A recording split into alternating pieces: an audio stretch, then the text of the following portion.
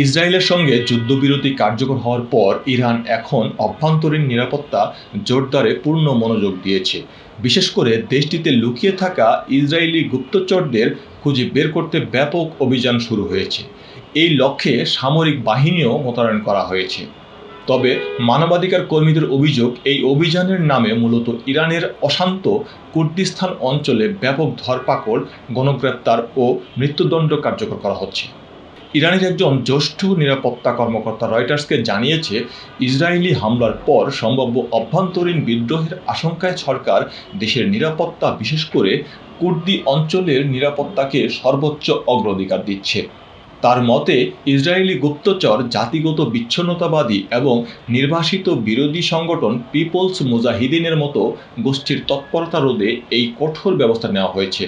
তবে কুর্দি মানবাধিকার কর্মীরা অভিযোগ করেছেন, এই অভিযানের মূল লক্ষ্যবস্তুতে পরিণত হয়েছে কুর্দিরা। তাদের ভাষ্যমতে, গত 13ই জুন ইসরায়েলি বিমান হামলার পর থেকেই নিরাপত্তা বাহিনী রাস্তায় চেকপোস্ট বসিয়ে ব্যাপক ধরপাকড় শুরু করেছে। মানবাধিকার সংস্থা HRNA জানিয়েছে, যুদ্ধ শুরুর পর থেকে এ পর্যন্ত রাজনৈতিক বা নিরাপত্তা সম্পর্কিত অভিযোগে অন্তত 705 জনকে গ্রেপ্তার করা হয়েছে, যাদের অনেকের বিরুদ্ধেই ইসরায়েলের হয়ে গুপ্তচর বৃত্তির অভিযোগ আনা হয়েছে।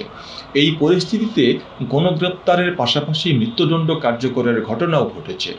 ইরানের রাষ্ট্রীয় বার্তা সংস্থা জানিয়েছে, তুরস্কের সীমান্তবর্তী উর্মিয়া শহরে ইসরায়েলি গোয়েন্দা সংস্থা মোসাদের সঙ্গে আতাত এবং গুপ্ত হত্যার সরঞ্জাম চোরাচালানের অভিযোগে 3 জনের মৃত্যুদণ্ড কার্যকর হয়েছে।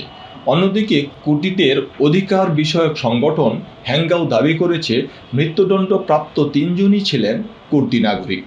ইসরায়েলি হামলার পর থেকে ইরানের আন্দোলনকারীরা আগের চেয়ে অনেক বেশি সতর্ক। তেহরানের এক মানবাধিকার কর্মী বলেন, যুদ্ধ পরবর্তী পরিস্থিতির অজুহাতে সরকার আমাদের উপর চওড়াও হতে পারে। এই আশঙ্কায় আমরা বাড়তি সতর্কতা অবলম্বন করছি। তিনি আরও জানান, তার পরিচিত অনেককেই কর্তৃপক্ষ তলব করে সতর্ক করেছে এবং বেশ কয়েকজনকে গ্রেপ্তারও করা হয়েছে। এই বিষয়ে মন্তব্য জানতে চেয়ে রয়টার্সের পক্ষ থেকে ইরানের পররাষ্ট্র ও স্বরাষ্ট্র মন্ত্রণালয়ে যোগাযোগ করা হলেও তাৎক্ষণিক কোনো সাড়া পাওয়া যায়নি।